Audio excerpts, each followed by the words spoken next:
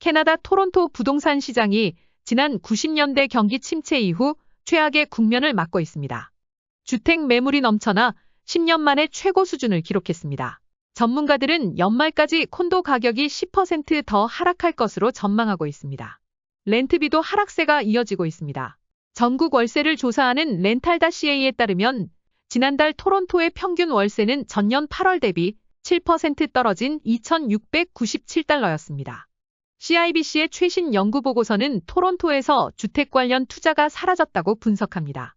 토론토 부동산 개발사들이 줄도산하고 있어 업계 간의 생존 게임이 시작되었다는 것입니다. 올해만 20개 이상의 업체가 파산했습니다.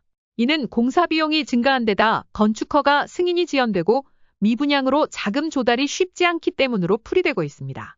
토론토에서 주택 구매자의 3분의 2 이상을 투자가가 차지해왔습니다. 집이 안 팔리니 재고가 증가하고 집값이 하락하면서 건설에 대한 수요가 악화되는 악순환에 빠져들고 있다는 것입니다. 그런데 토론토에서 건설 중인 콘도의 수는 신기록에 가까워지면서 공급 과잉 문제가 불거져 가격이 더 떨어질 수 있다는 분석도 나오고 있습니다. 게다가 실업률이 상승하고 이민자 유입도 줄고 있습니다. 밴쿠버와 함께 터무니없이 높은 토론토 집값의 하락은 집 없는 서민들로선 어찌 보면 바람직할 수 있습니다. 그런데 정작 트리도 캐나다 총리는 최근에 집값 하락에 대해 다소 엉뚱한 견해를 보였습니다.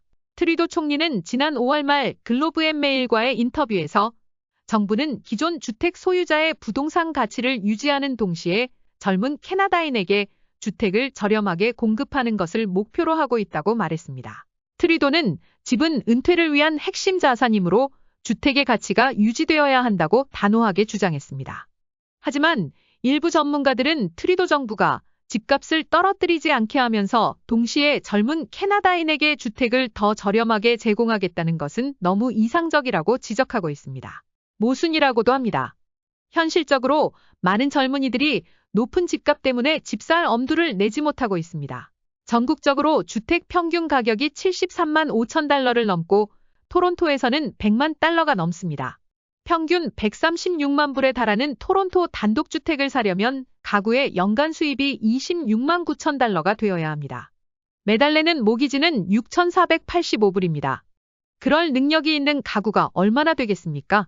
정부의 입장은 주택이 보호되어야 할 투자라는 것입니다. 이는 분명히 캐나다에서 최우선 순위입니다. 그 목표가 잘못되었다고는 할 수 없습니다.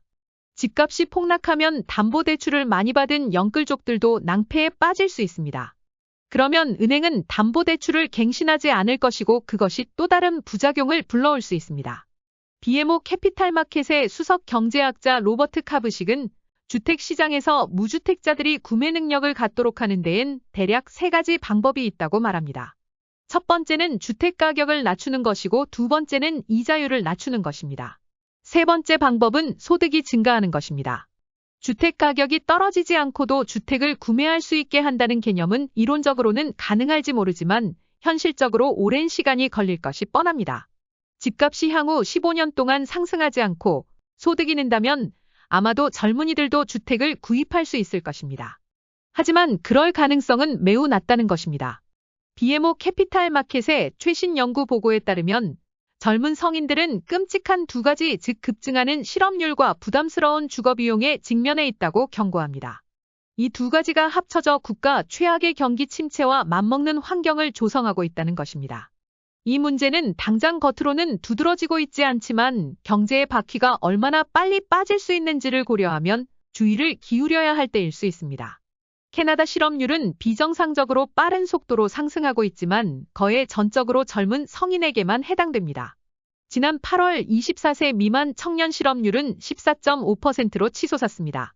최근 팬데믹을 제외하면 이는 10년 만에 가장 높은 수준입니다. 최근 캐나다 정부의 부동산 관련 정책은 다소 급진적으로 보입니다. 이민자 유입을 연간 40만 명으로 늘리겠다고 했다가 주택 의료 수용 문제가 제기되자 수정했습니다. 유학생을 갑자기 안 받아들이겠다고 한 것도 그 좋은 예입니다. 연방정부는 최근 재택근무하는 공무원들에게 사무실로 출근하도록 명령을 내렸습니다. 이는 포드 온타리오 주지사가 중앙정부의 도심의 빈 사무실 문제를 해결하기 위해 공무원들을 주 3일 이상 사무실에 출근하도록 요청했고 중앙정부가 이를 받아들여 시행에 옮긴 것입니다.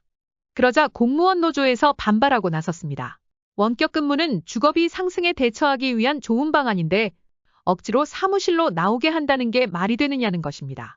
사실 원격 근무가 캐나다 부동산 시장에 미친 영향은 엄청났습니다. 이처럼 부동산 정책은 어렵습니다. 트리도 총리는 최근 해밀턴에서 가진 기자들과의 회견에서 캐나다인들이 주택을 구매할 수 있도록 돕기 위한 일련의 새로운 조치를 설명했습니다.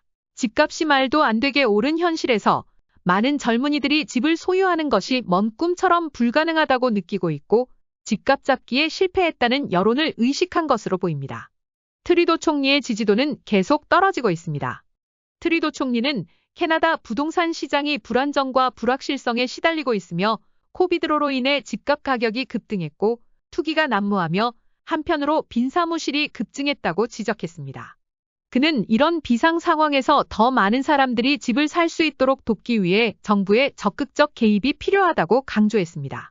주택 건설을 촉진하기 위한 수십억 달러의 자금 지원, 투기성 단기 매매 관행 억제 대책, 외국인의 주택 매수를 2년간 더 금지시키는 정책 등을 언급했습니다. 아쉬운 것은 이러한 적극적인 대책이 여론조사에서 캐나다 주민들이 주택이 가장 중요한 문제 중 하나라고 말하는 시기에 나왔다는 것입니다. 트리도 총리는 열심히 일하고 저축하면 자신의 집을 갖는 꿈을 이룰 수 있을 것입니다. 여러분은 집세를 감당하기 위해 직장이나 학교 또는 가족으로부터 멀리 떨어져 살 필요가 없습니다. 당신은 투기꾼들에게 집 경매에서 져서는 안 됩니다. 상황이 바뀔 때입니다라고 덧붙였습니다. 이에 대해 야당 지도자들은 만시지탄이라며 트리도를 비판하고 나섰습니다. 그들은 트리도 집권 6년 동안 부동산 정책은 실패했고 그의 리더십 하에서 지난 3, 4년 동안 주택 위기가 폭발했다고 지적합니다. 더 이상 공허한 말을 남발하지 말라는 것입니다. 그동안 자유당 편에 섰던 신민주당 NDP 대표 자그밋 식 역시 트리도 집권 6년 동안 집값은 더 비싸졌고 임대료도 더 올랐다며 이런 상황을 더 견뎌낼 수 없다는 입장을 밝혔습니다. 캐나다 부동산 광란의 파티는 끝났습니다. 주택 문제를 해결해 나설 수 있는 좋은 기회가 될 수 있습니다. 정부는 임기응변식 단편적인 처방이 아니라 근원적인 대책을 꾸준히 실행해야 할 것으로 보입니다. 이미 원인 분석과 대책은 나와 있습니다. 야당과 지방정부도 비판만 할 것이 아니라 적극 협조해야 합니다. 그렇지 않을 경우 집값 문제가 정부는 물론 캐나다 경제 전체를 허물어버릴 수 있습니다.